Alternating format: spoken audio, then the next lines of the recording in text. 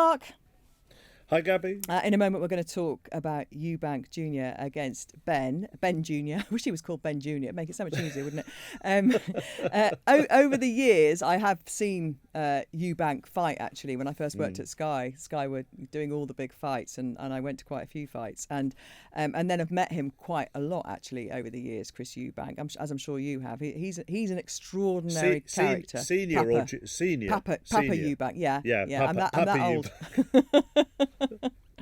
An extraordinary character who doesn't seem to have his eccentricity doesn't seem to have diminished any, does it, since his fighting days? No, I was very recently in London, and I was having a coffee in a sort of hotel bar, and he was on a different table, and that eccentricity is not just for show. It's not just when the cameras are on. No. It's there in every walk of life. I mean, we're looking back. I was doing something with Bunsey this week, and Bunsey pointed out that both Eubank Jr. and Benn have kids now, don't they? Yeah. Is that well? Yeah. Eubank Jr. has just announced he's having twin boys. Yes. Yeah. Right. Yeah. He's having twin boys. I think Conor Benn has got a son as well. So Bunsey was pointing out that in 25 years' time, me and him could be talking about Junior. About it'll be the third, Junior. won't it? It'll be like an American golfer.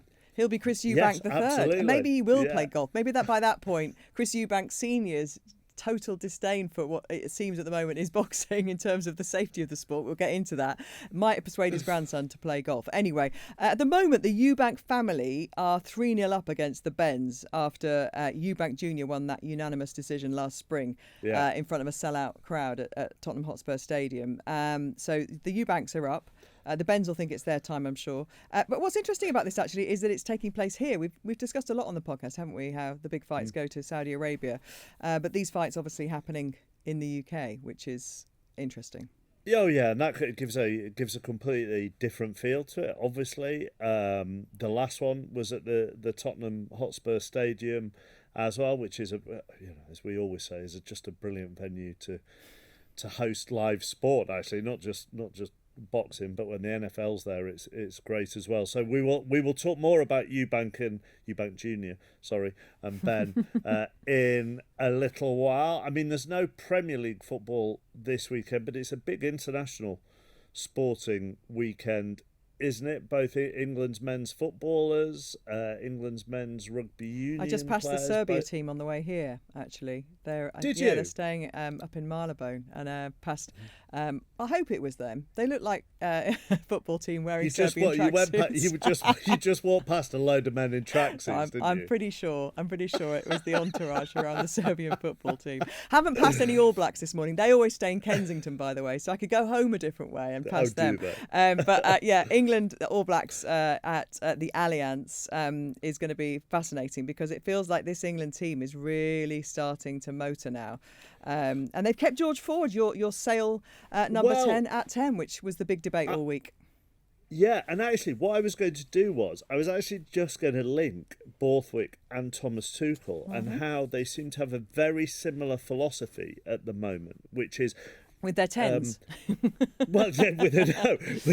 little bit. Yeah, that's very true with the Bellingham Rodgers thing. But it's they're sort of rewarding the loyalty of people who've done it for them. So Borthwick with players who played for England in the summer and weren't with the Lions, and Tuchel very much with those players who have got England to qualification under him and who have been available. So a Morgan Rogers over a Jude Bellingham is a very obvious comparison. But it's an interesting change that's just come in really over the last 6 to 8 months, hasn't it? Which is this, right, I'm going to be loyal to those people who have done it for me.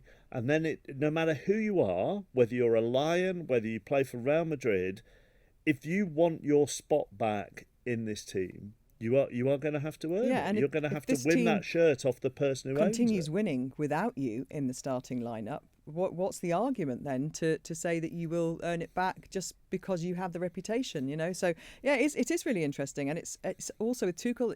He talks a lot, doesn't he, about the spirit and the balance, the harmony, and and I think that's something that he's obviously keen to kind of keep going for as long as he can, at least till next July.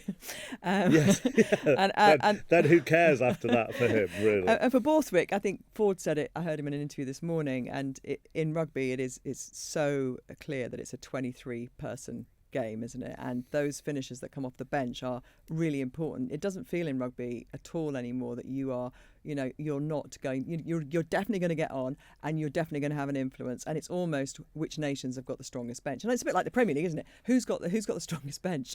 Who can finish a game off? Yeah. So it feels like in rugby it's a lot easier maybe to placate those players who are on the bench. Maybe I'm trying to say, whereas I don't feel like in England. Yeah, well, you terms. you empty your bench, don't you? Yeah.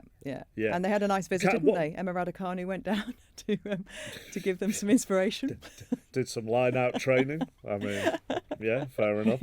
Let me ask you one question about one of the other stories that's just come out in the last 24 hours, which is that the athletics at the LA Olympics could run the majority of the 17 days, with I think the women's 100 metres will be on the opening night of the first day of the LA Olympics. Now, my initial reaction was, well, Gabby's going to be in that stadium for a very long time. then my second reaction was, I don't know whether I like that really, because one of the beauties of the Olympics is all the sports have their moment, get their moments, and athletics, I would say, along with probably the swimming and the cycling, is like one of the big beasts of the Olympics. And if it's on every night for 10 days, it takes the attention away from some of the other stuff. Swamp the the other sports that do get those moments. I'm agreeing with you, I think, because my inclination would be keep it rare, keep that thing, it's not rare, but it's, let people build up the excitement towards that, let them enjoy the other sports. If you have it every night, you're going to get some nights that aren't brilliant. You just aren't. And I don't mean obviously everybody at the Olympics is brilliant, but there are going to be nights where British athletics fans might not feel that engaged. I'm not saying that you have to be engaged if there's a Brit racing or jumping or whatever, but there are certain events that aren't going to be as exciting. So, yeah, I feel like the schedule might just get a bit stretched as well. The beauty of it is that, you have these packed evenings where finals are coming thick and fast. You don't want 10, 15 minutes, of nothingness going on. I mean, that's where you do swap over to the other sports, potentially, cross over and say, let's take in some badminton or whatever. But actually, you're not going to get the full narrative of that sport either, because if you're dipping back and forth between... I'm trying to produce it on air now as I'm thinking about how the heck's that going to work? Well, we've got plenty of time to work it out, I suppose. It's not till 2028. Make sure you subscribe or follow so you don't miss our weekend edition. New content on that every week. So this Friday, we've got Sir Mark Cavendish on, who ripped apart the Tour de France record books to become one of the world's greatest cyclists. And last year, of course, he won Spotty Lifetime Achievement. Catch up with our past episodes on YouTube, Global Player, or wherever you get your podcasts. Get in touch, thesportsagents@global.com, on email. You can message us on social media or via the link in the episode description. Next, we'll go back to the big fight. We'll talk Eubank Jr. against Benn with Adi Oladipo, the DAZN broadcaster, and Robert Smith, General Secretary of the British Boxing Board of Control. Thank you guys for coming on The Sports Agents to talk about this fight and everything that is going on around it. Does it feel actually what's going on around it in the build-up this week has been slightly more mellow, a little bit more respectful, a bit quieter than the previous fight? Yeah, 100%. But I think that's easy to do considering the madness and the chaos of the first fight. The issue of the egg slap, which took everything to a level which I've not seen before in terms of animosity, at least. I hosted that press conference and I didn't know what happened when he slapped him. I was like, oh, what's he done? Has he glassed him? Has he smashed something in his face? Because it's so unlike Chris Eubank Jr. It's so unlike the Eubank family. They're just very relaxed. So, well, that's kind of what led to the big split between them, wasn't it? They'd already had that, but he was so disappointed, his father. So disappointed. And I like Eubank. He's a character, but he is very classy as well. It's something he wouldn't do. And to be fair, I've sat down with Chris Eubank Jr. and I've worked a few of his fights, and it's something he wouldn't do. But in a weird way, it was wonderful. Robert Smith won't agree with me, but I loved it. I loved it because it then transcended to the casual fans. My sister called me and immediately asked for tickets. And I was like, okay. So it's crossed over to you as well now. So, the build-up to the first one had everything. It had Eubank Senior not wanting to be a part of it. It had the weight issue. It had the issue prior with the drug issue with Conor Benn. So I think the first fight had everything. This fight doesn't have those same problems or those same issues or those same fun things, if you like. So, yeah, it definitely feels a bit subdued, but it will still be a good one. But I suppose, Addy, that the first fight now sells this one, doesn't it? Which is more on the boxing than the pantomime. Yeah, like I've said to so many people, this isn't sort of Eubank Benn 2. This is almost round 13. This is a continuation of that first fight. So if you want to sell people about this one, just play the first fight. Like the first fight was so much pantomime. This is no, these two can actually really fight. They're actually really good at boxing. And this is what this is. This is a boxing match. Yes, it has the Rocky-like story, but ultimately it's a boxing match between, I think now, two good boxers. We always knew Eubank Jr. was a good boxer. He's proven that, but there were a lot of question marks about Conor Benn. And I think Conor's answered those questions based on what he did in those 12 rounds of the first fight. So, yeah, I agree. I think you are selling the second fight off the first fight, and you don't necessarily need all the commotion. What this fight does have, though, Robert, is the worries and concerns that are being expressed largely actually through the father, through Chris Eubank himself, about how dangerous it is because of the dispensation that's given for his son to fight below his weight and to enter the fight dehydrated. We know about what happened with him after that fight now. We've seen it in the documentary, which was aired for the first time last night, the ambulance taking him away, that he spent a couple of days in hospital. And so the question has to be asked, kind of morally and philosophically, why does this fight need to happen when it can put a man in hospital for 2 days? Well, Gabby, we all know boxing is a dangerous sport, and the Boxing Board of Control tried to make it as safe as possible with all the procedures we have in place, check weights, etc. But there's nothing different between boxers coming up in weight and boxers losing weight. Christopher is a middleweight, and everybody talks about him struggling to make weight. The problem Christopher has, he's a big middleweight and a small super middleweight. He's caught in the middle. And therefore, he has to make compensation with regard to it. It's nothing new. People have done it many, many times.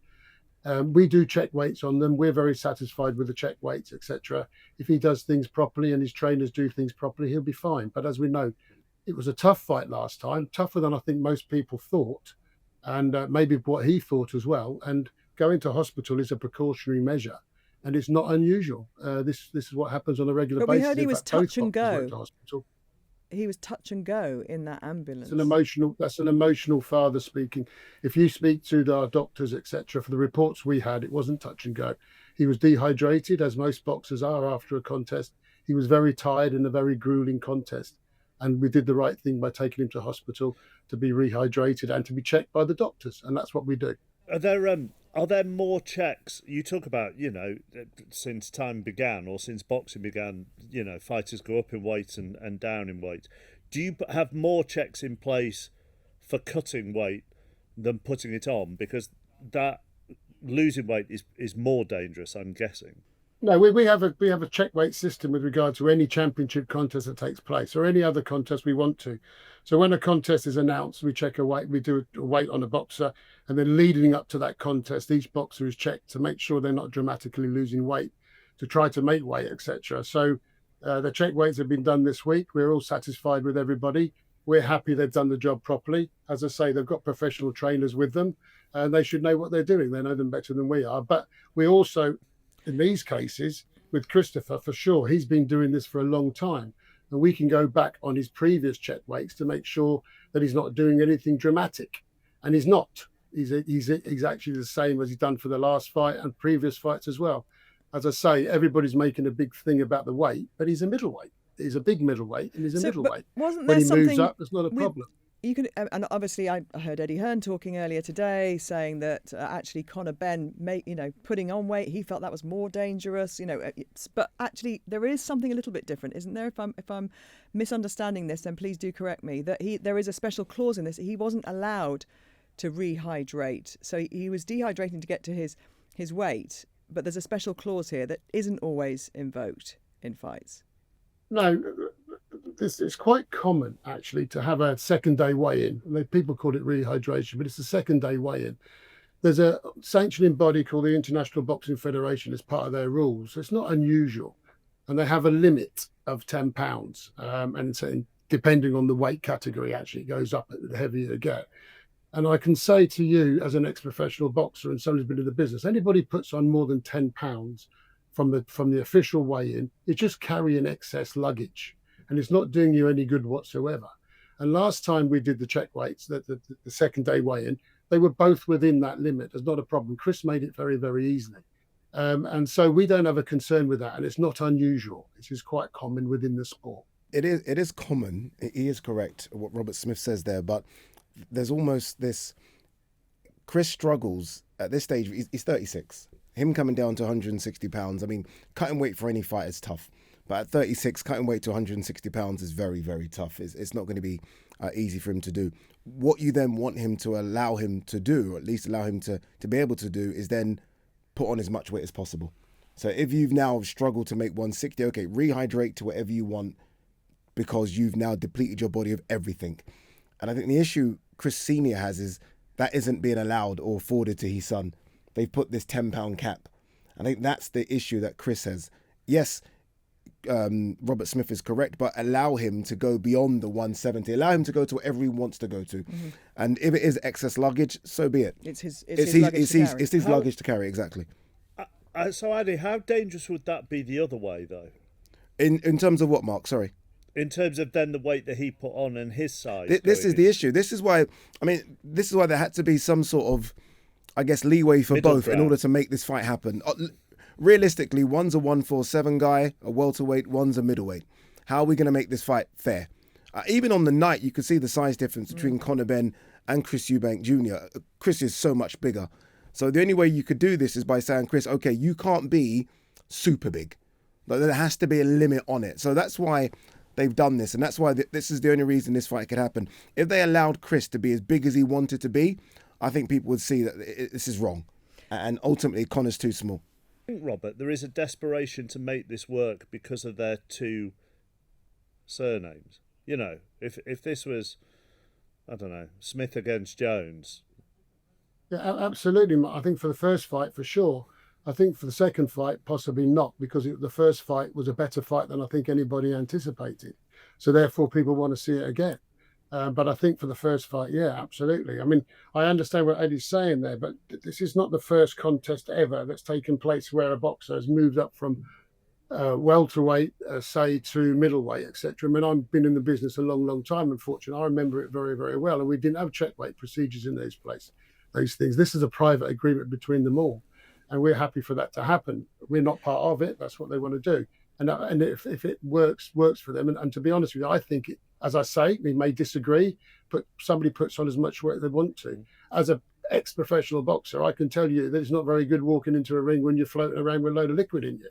You know, you've got to be ready to box. And anything over £10, I believe, is too much. And our doctors believe that as well. And they're more important than anybody else thinks. So it's all been agreed. Everybody's happy with it. Mr. Eubank didn't have to agree to it. He agreed to it for the contest to happen. And as long as we monitor it correctly, we're doing the best we can. I mean, we mustn't forget, this is a tough sport, and therefore we're doing everything we can to make sure it's as safe as possible. But ultimately, that's his decision to make that decision. Just kind of extending on what Mark said there, though, Robert, if you have weight divisions in a sport, there's a reason for that, isn't there? And these circumstances to allow what I guess in Chris Eubank Senior mind is that the circus goes on, and he feels, he clearly has been expressing it this week, hasn't he? He feels that there is no need for this to happen again, and maybe there wouldn't be a need for this to happen again if there were other fights that were just as attractive, you know. And we've just heard in the last 24 hours that AJ's considering a Jake Paul contest, which would kind of point to some kind of vacuum in terms of really big get the bums on seats inside the Tottenham Hotspur Stadium style fights at the moment. There is a want for these big sort of WrestleMania type fights, and anything goes in terms of making them. But we did see recently one between Terence Crawford and Canelo, where Terence Crawford, the smaller guy, jumped up and won. and no one made an issue about him jumping up a couple of weight classes, which he did in order to fight Canelo, and that was two elite fighters going at each other. So it can happen both ways as well. So as much as there is a negative poured on Conor Benn fighting Chris Eubank and Conor Benn going up, we do see it a lot now in boxing, and we see it without no issues. The lower guy being successful. So it can happen both ways as well. But there is a want now, it seems, to, if a fight can be made, it will be made regardless of whether or not it should happen or not. Robert? No, I agree fully. I mean, we talk about these type of matches with AJ and Paul. I mean, totally against it. Will you sanction that fight? I don't understand the fight? reason why AJ would want to do it. It wouldn't. So I you wouldn't can sanction honestly that fight? say we haven't had any conversation. We haven't had any conversation with anybody, and I'd find it extremely surprising if the board agreed for that to happen in this country. I can't see it happening here. But it's not good. I just don't understand. I don't understand the reason why they want to do it. Yes, we do, Robert. Well, Money, does your money. heart- Ultimately, it's money, isn't it? Money, yeah. Does your heart sink when you hear that, because you know what's coming down the line for you as a board of control? Mark, I used to have black hair, and look at me now, for Christ's sake. Everything makes my heart sink sometimes, the things I hear. So, yes, I've heard that this morning. I heard it last night, heard it this morning, and it just makes you think what's coming next week. Let's get the weekend out of the way, what's coming next week. But no, I personally, I don't see a reason for it other than money. And the sport, and it's entertaining. The thing is, it's a different society now than it used to be. With social media, etc. And my children look at things differently than I do. I'm sure yours do, etc. And it's just a different media altogether. And sometimes it's quite surprising. We've had this debate on this podcast before, and I get that different generations might want different things, and we also talk many times about one sport can cater to different audiences with different events, and I don't have a problem with that when you know what you are going into. But there is Addy, there is a problem with it when it's dangerous, and there is a problem with it when you put you look at these two and the rumours of this, and you would think, my God, that on paper that looks dangerous. Yeah. This is in a completely different sort of separate area. This is dangerous, and I agree. This is Anthony Joshua, who's a former unified heavyweight champion of the world, Olympic gold medalist. I think still one of the best boxers in the world in his division, taking on a novice. If Jake Paul was to fight over here in his weight, he wouldn't be an area level champion. So you've got a guy that I think in AJ is a top 5 heavyweight fighting an area level champion, and there's probably around 60 pounds difference, and it isn't 60 pounds of fat, it's 60 pounds of solid muscle between the two. If this is a real fight, an inverted commas real fight, Anthony Joshua should be able to stop Jake Paul in a round, and that's what makes it dangerous. And I've been to the last 10 or 15 Anthony Joshua fights. He hits hard, he hits like a truck. Jake Paul doesn't, and Jake Paul's never been in the ring with someone like an Anthony Joshua. He was supposed to fight Gervonta Davis. He's gone from fighting Gervonta Davis, who weighs 160 pounds, to AJ, who weighs 260. So this type of circus fight, I think, needs to be looked at very carefully. If it is a fight, with the inference that this obviously isn't the sport that you cover and love, it's something else. So with that cap on and with that kind of prism, does it become then AJ acting his way through to make it 6 or 7 rounds so that they get value for money, the punters that go and see that? I mean, is it a WWF show in the end? I don't want to say that, because I know Jake Paul's already got the lawyers out and going against everyone that says these fights are rigged, but there is no way AJ shouldn't be able to knock out Jake Paul in a round. So unless AJ's carrying him, unless it's classed as an exhibition and they're wearing bigger gloves, so they're not the usual 10-ounce or 12-ounce gloves, and they're bigger, almost pillow-fisted gloves, I can't see how this lasts more than a round. I genuinely can't. So I have no idea. And what's the point in that? No, there isn't for me. There isn't. Just back to the fight this weekend. Robert, are you looking forward to it? I'm always pleased when the show's over and everybody goes home safely and we go back. There's not a problem. So that's my job, is to put things in place. Are you looking forward to it? I am looking forward to it. I think the spectacle of the first fight was so good. 60,000 at the Tottenham Hotspur Stadium, and it's a really good undercard as well. Obviously, we never really touch on the undercard fighters who, for them, it's an opportunity to kind of put themselves on the map, make some good money. And the first fight was so good. The first fight surprised me so much that I think this will be a good one. And yes, they've got the names, and ultimately it's been sold because of the names. But removing the names, these guys can actually fight. These guys can fight. There's a bit of bad blood, which is always good, I think, in a boxing match. And it draws the casuals in. This isn't a sport that gets stadium fillers every single week. So anytime you've got a chance to draw the casuals in is a good thing. So, I mean, I echo what Robert said there. I will like it, though, and I will go home and have a glass of wine when it's all said and done, because it's a busy week. But no, I'm looking forward to it. And if Benn wins, are we doing this again in 6 months' time? I spoke to him yesterday, Mark, and he said no. He said, I can't wait to get rid of him, because I think he has... But Addy, put that to Okay, one let me side, put that right? let me put Because I that don't cap believe- off. You are correct. Yeah. There will be a trilogy. You are correct. There's too much money in it. They're making so much money for what normally when you're making that type of money, a world title or titles have to be on the line. There are no titles on the line. So they're making world title money and fighting in front of stadiums, which was almost reserved for AJ and Tyson Fury. So they'll do it again if Ben wins, yeah. So I watched the documentary last night, and there's a meal after the last fight, and Chris Eubank kind of gets up and walks away with his parting shot being that he doesn't want his son to fight again, ever. You know, he's 36 years old. You know, you've done it, and he calls him legendary status, doesn't he? Kind of like from that fight. How much of that kind of theatre, if you like, him getting up and walking off from that meal, how much of that is true, do you think? How much of that is I think his it's very genuine true. belief? I think it's very true. I think he understands, and this is why it's not just a son father relationship, it's a fighter relationship. So he understands exactly what Eubank Jr. goes through in the ring, the damage it's caused, and not just the damage it causes to himself, i.e. Eubank, the damage it can cause to other fighters. Obviously, Eubank Senior always references the Michael Watson situation. He always references Nigel Benn's fight with Gerald McClellan. So I think he understands the damage, but he also understands that if he was in Eubank's position, Eubank Jr., he would fight as well. Like Eubank Senior certainly had fights he shouldn't have had when he moved up to cruiserweight to fight a guy called Carl Thompson. Should never have had that fight. So I think he almost understands it, but he also knows he can't stop it. No, he can't stop it. It's almost impossible to stop Eubank Jr. at this time. Eubank Jr. is his own counsel. I've been around him quite a lot, and he will listen to no one apart from himself, not even his dad. So no one's stopping Eubank Jr. If he wants to fight, he will certainly continue fighting. It's interesting, Chappers, in the, I know you were working last night, in the documentary, when he's about 13 years old and he's begging his dad to box. You know, That's and his dad amazing. won't let him for 2 years. He's begging him.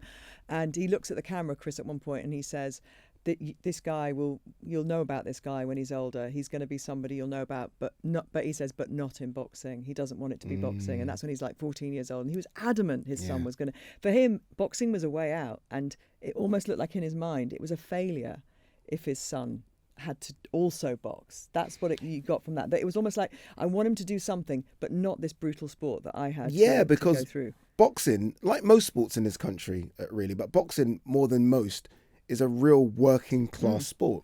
You don't box if you don't have to financially. You only box not if you many need the money. kids come from the kind of house, No, not at all. background, private school, you know, the swimming pool, everything that he had in that documentary. Yeah. Why Because they would you don't want have- to fight? yeah. And Why not would you only wanna that, get but hit? can you fight? Because again, a lot of people fight to get out of poverty. If you're not in poverty, then what's the fight? What's the want? So you can understand Chris thinking, I've kind of failed here then. Because I've given you everything. I've taken all the punishment so you don't have to. And all of a sudden, you now want to take the punishment. Like, this is not how it's supposed to play out. It'd be interesting if Chris, who now has a couple of kids on the way himself, it'd be interesting to know if he would let his kids fight. And will this stop? Will this end soon? But yeah, I don't think Chris should look at himself, Senior, as a failure. I think it's just knowing Chris Jr. the way I do now, this guy is as stubborn as you can get. And he really is. He will do what he wants to do, and he's actually been pretty good at doing it. So you can understand why he wants to continue. Tends to be what most kids do. Really. The opposite. They end up doing what they doing what they want to do. In my experience. Annie, Robert, thank you both very much for being on. Thanks, you. guys. Thank you. So ring walk for that one around 9:30 Saturday night. I'm sure we'll be discussing the fallout of that next week. Make sure you subscribe, follow and leave a review, and catch up with all past episodes on YouTube, Global Player, or wherever you get your podcasts. You can always get in touch with us, sportsagents@global.com, or message us on social media or via the link in the show notes. Thanks for listening. The Sports Agents with Gabby Logan and Mark Chapman.